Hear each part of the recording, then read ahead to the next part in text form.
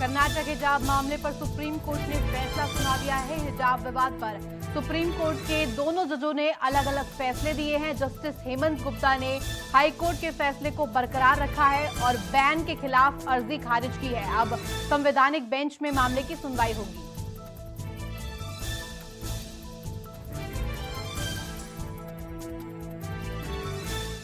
हिजाब विवाद पर सुप्रीम कोर्ट के दोनों जजों ने अलग अलग फैसले दिए हैं। फैसले पर कर्नाटक के शिक्षा मंत्री बीसी नागेश ने कहा कि हम सर्वोच्च अदालत के फैसले का स्वागत करते हैं। हमने बेहतर फैसले की उम्मीद की थी क्योंकि दुनिया भर में महिलाएं हिजाब नहीं पहनने की मांग कर रही हैं।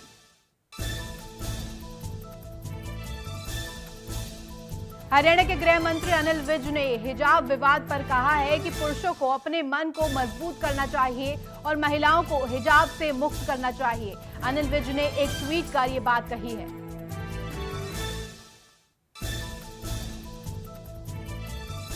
कर्नाटक हिजाब मामले पर सुप्रीम कोर्ट के दो जजों ने अलग अलग फैसला दिया। वहीं इस फैसले पर AIMIM चीफ असदुद्दीन ओवैसी ने स्वागत किया।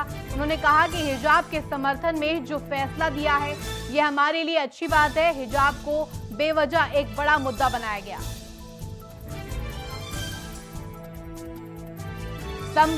संभल से सांसद शफीकुर रहमान का एक विवादित बयान सामने आया, जहां पर उनका कहना है कि लड़कियों को पर्दे के अंदर रहना जरूरी है। अगर वो बेपर्दा घूमेंगी तो आवारागिरी बढ़ेगी।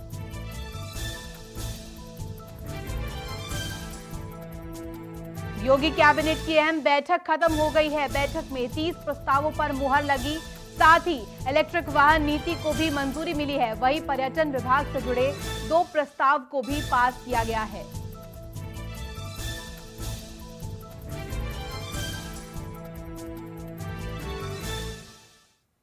योगी सरकार ने दिवाली से पहले बड़ा तोहफा दिया है। सरकार ने इलेक्ट्रिक वाहन खरीदने पर 15% सब्सिडी देने का ऐलान किया है। मुख्यमंत्री योगी आदित्यनाथ की अगुवाई में कैबिनेट की बैठक में इस प्रस्ताव को मंजूरी दी गई।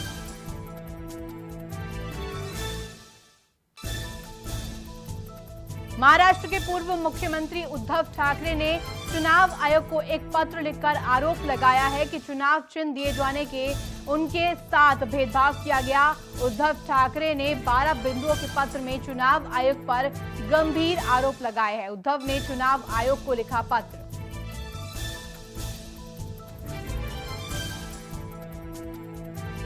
गुजरात के आम आदमी पार्टी अध्यक्ष गोपाल इटालिया को दिल्ली पुलिस ने हिरासत में ले लिया है। पुलिस जिप्सी में बैठकर उनको ले गई। उन्हें राष्ट्रीय महिला आयोग के कार्यालय में हिरासत में लिया गया। उन्होंने पीएम मोदी पर विवादित टिप्पणी की थी।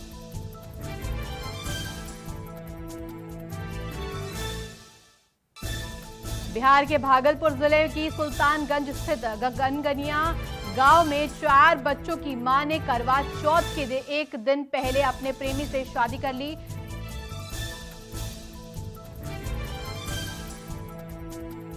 पीएम मोदी आज हिमाचल के ऊना पहुंचे। इस मौके पर उन्होंने कहा कि मुझे याद है हिमाचल का हाल क्या था। कहीं विकास का नाम नजर नहीं आता था।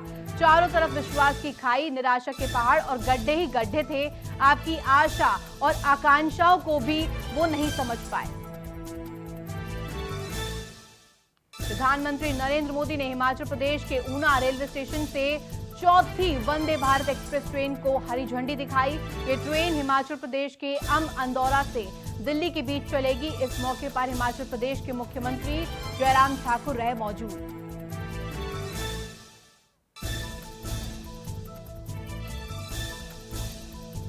चौथी वंदे भारत ट्रेन शुरू होने से अब यात्री सिर्फ 3 घंटे में दिल्ली से चंडीगढ़ का सफर तय कर सकते हैं। खास बात यह है कि ये पिछली ट्रेनों की तुलना से ज्यादा अपडेट और हल्की है।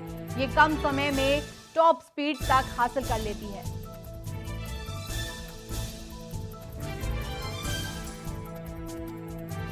हिजाब बैन पर सुप्रीम कोर्ट ने बचा हुआ फैसला सुनाया। इस पर टिप्पणी करते हुए कपिल सिब्बल ने कहा कि ये बेहतर होता कि केंद्र सरकार इस तरह के मामलों की जगह असली और जन सरोकार से मुद्दे को प्राथमिकता देती। सरकार इन कुछ खास मुद्दों पर जैसे महंगाई की दर कम करने पर प्रयोग करती, जो इस 7.4% है।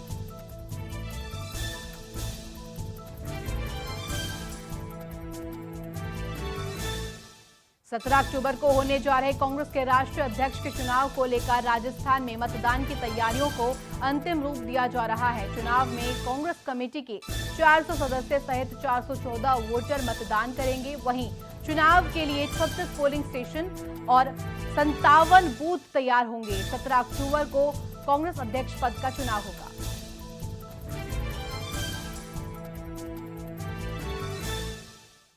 कांग्रेस अध्यक्ष पद के उम्मीदवार शशि थरूर ने चुनाव में गुप्त मतदान कराने के पार्टी के केंद्र चुनाव प्राधिकरण के फैसले का स्वागत करते हुए कहा कि गांधी परिवार कांग्रेस के लिए बड़ी पूंजी है और कोई अध्यक्ष उनसे दूरी नहीं बना सकता।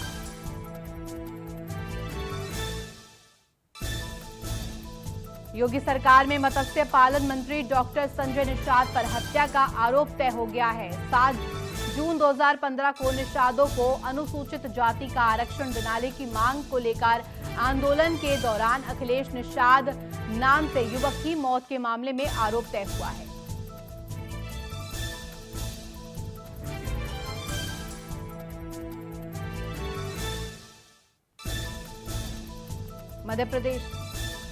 मध्य प्रदेश के खरगोन जिले के महेश्वर में कॉमन करैत प्रजाति का सफेद सांप मिला है। वन विभाग के अनुसार मध्य प्रदेश और मंडलेश्वर क्षेत्र में इस प्रजाति का यह सांप दूसरी बार मिला है। वहीं भारत में यह तीसरा कॉमन करैत प्रजाति का सांप मिला है।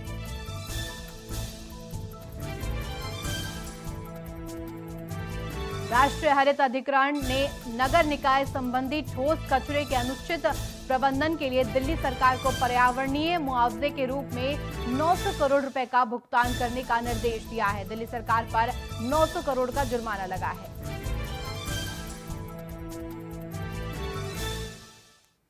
लखनऊ में सीएम योगी आदित्यनाथ ने अपने आवास पर प्रसिद्ध हास्य कलाकार राजू श्रीवास्तव के परिजनों से मुलाकात की।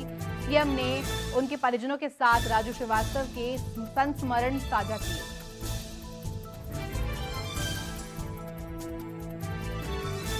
यूपी के कासगंज जिले में पुलिस ने ट्रैक्टर आटा चक्की लूटकांड और चालक की हत्या मामले में पुलिस ने एक दुष्कर्मी सहित 3 हत्यारों को गिरफ्तार किया है। कासगंज आटा चक्की लूटकांड का खुलासा।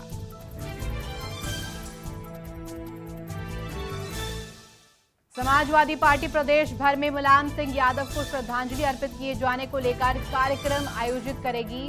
पार्टी की तरफ से सभी संगठन के पदाधिकारियों को पत्र भेजकर 21 अक्टूबर को श्रद्धांजलि सभाएं आयोजित करने के निर्देश दिए गए हैं।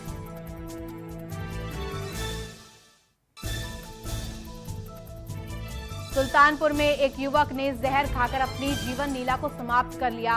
युवक ने सुसाइड नोट में लिखा, जिसमें युवक ने सुसाइड के पीछे सिपाही कुलदीप यादव को जिम्मेदार बताया है।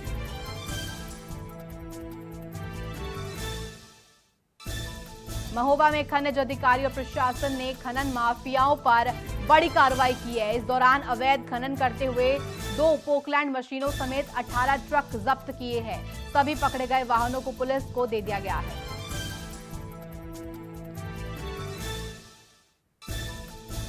सपा संरक्षक मुलायम सिंह के निधन के बाद उनके सैफई स्थित आवास पर लगातार राजनीतिक लोगों के पहुंचने का सिलसिला जारी है। पूर्व उप मुख्यमंत्री दिनेश शर्मा ने सैफई पहुंचकर मुलायम सिंह को श्रद्धांजलि अर्पित की और कहा, मुलायम सिंह एक बड़े नेता थे।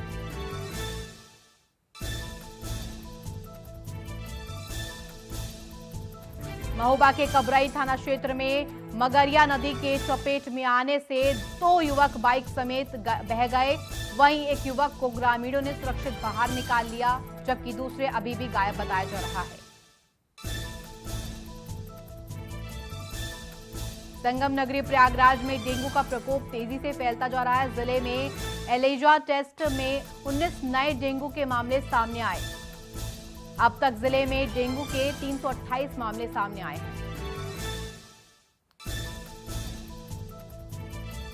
यूपी के सीतापुर में दीवार गिरने से 2 मासूम बहनों की दबकर मौत हो गई। दोनों बहनें गांव में स्थित दुकान पर सामान लेने जा रही थी। घटना की जानकारी होते ही परिवार सहित गांव में हड़कंप मच गया। बदायूं में युवक का अवैध तमंचा के साथ गानों पर रील बनाते वीडियो वायरल हुआ। वायरल वीडियो होने से पुलिस प्रशासन में हड़कंप मच गया है।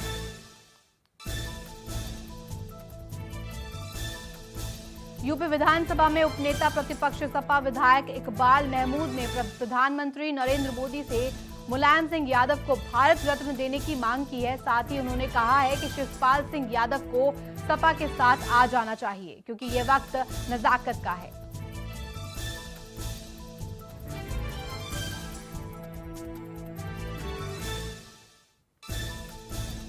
नोएडा के सेक्टर 4 के ब्लॉक ए में काफी दिनों से खड़ी गाड़ी में भीषण आग लग गई। आग किस वजह से लगी यह अभी स्पष्ट नहीं हो पाया है। राहगीरों ने फायर ब्रिगेड और पुलिस को घटना की सूचना दी।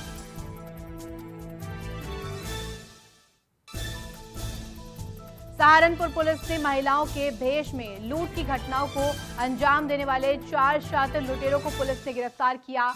लुटेरों के पास से महिलाओं के मेकअप का सामान और तमंचा बरामद हुआ है।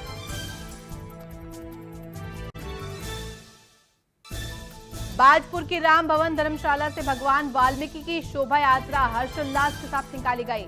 इस दौरान शोभा यात्रा का शुभारंभ नैनीताल के पूर्व विधायक संजीव आर्य ने फीता काटकर किया।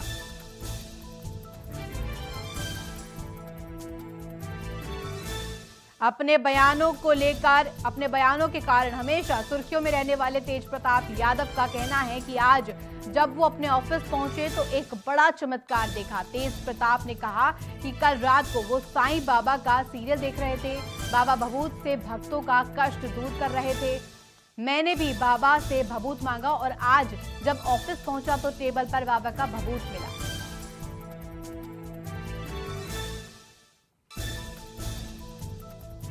झारखंड में भ्रष्टाचारियों के खिलाफ ईडी का शिकंजा लगातार कसता जा रहा है। ईडी की टीम ने कोलकाता के बड़े कारोबारी अमित अग्रवाल को शिकंजे में ले लिया। जिसके बाद कई नाम सामने आए।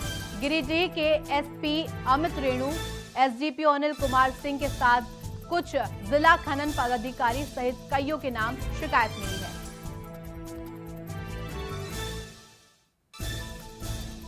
सहारा इंडिया की विभिन्न योजनाओं में झारखंड के तकरीबन 2.5 लाख से भी ज्यादा लोगों के लगभग 3,000 करोड़ रुपए फंस गए हैं। जमा योजनाओं की पॉलिसी मैच्योर्ड होने के बाद भी लगभग 2 वर्ष से भुगतान पूरी तरह बंद है। भुगतान संबंधी शिकायतों के लिए हेल्पलाइन नंबर 112 जारी कर दिया गया है।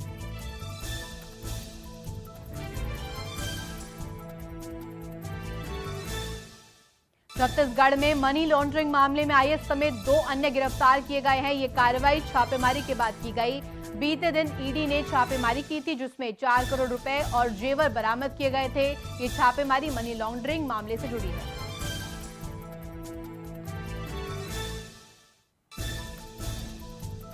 छत्तीसगढ़ के सीएम भूपेश बघेल लगातार भेंट मुलाकात कार्यक्रम के तहत राज्य के लोगों से मिल रहे हैं। सीएम बघेल ने लोगों से मुलाकात की और कहा कि किसी को इलाज के लिए सरकारी मदद दी जाए तो यही कृषि कर्ज को लेकर समस्याएं सुनी।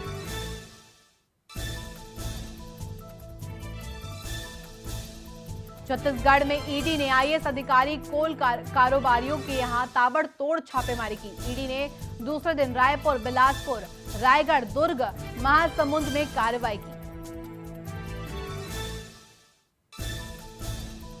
बीसीसीआई के नए अध्यक्ष को लेकर सौरव गांगुली ने खुद सामने आकर चुप्पी तोड़ी है। सौरव गांगुली का कहना है कि बतौर प्रशासक उन्हें एक लंबी पारी खेलनी है और अब उनका ध्यान किसी और काम पर है।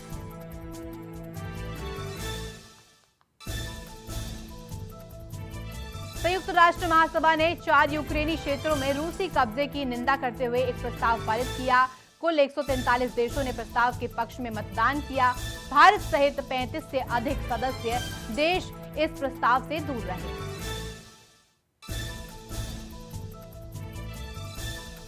पाकिस्तान के सिंध जिले में एक बस में आग लगने से 17 यात्रियों के जलकर मरने की खबर सामने आई है। घटना कराची से करीब 90 किलोमीटर दूर नूरियाबाद शहर में हुई। वहीं हादसे में 20 अन्य लोग घायल हो गए हैं।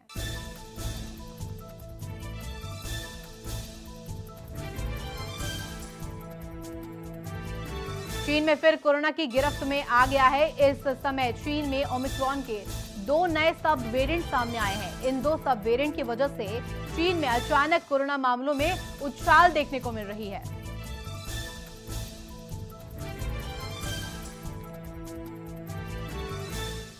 मेटा की ओर से संचालित फेसबुक पर यूजर्स के फॉलोअर्स अचानक से घट गए। फेसबुक पर लोगों के फॉलोअर्स लाखों की संख्या में कम हुए, जिसका कोई कारण का पता नहीं चल रहा। फेसबुक के फाउंडर मार्क जकरबर्ग के 11.9 करोड़ से अधिक फॉलोअर खो दिए।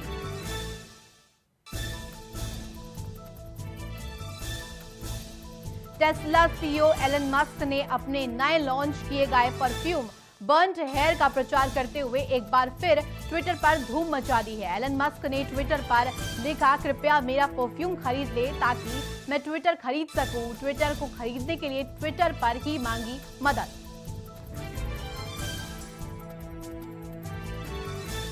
डायरेक्ट कैश ट्रांसफर स्कीम और सरकार की कल्याणकारी योजनाओं की अंतर्राष्ट्रीय स्तर पर तारीफ की जा रही है।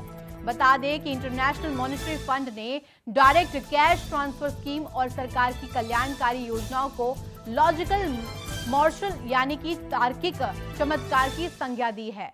आईएमएफ ने डायरेक्ट कैश ट्रांसफर को बताया चमत्कार। दिल्ली मंडी में सरसों तेल, तिलहन और सोयाबीन तिलहन को छोड़कर ज्यादातर खाद्य तेल की कीमतों में गिरावट का रुख देखा गया है। वहीं सीपीओ में आयात शुल्क बढ़ाने की बात की गई है।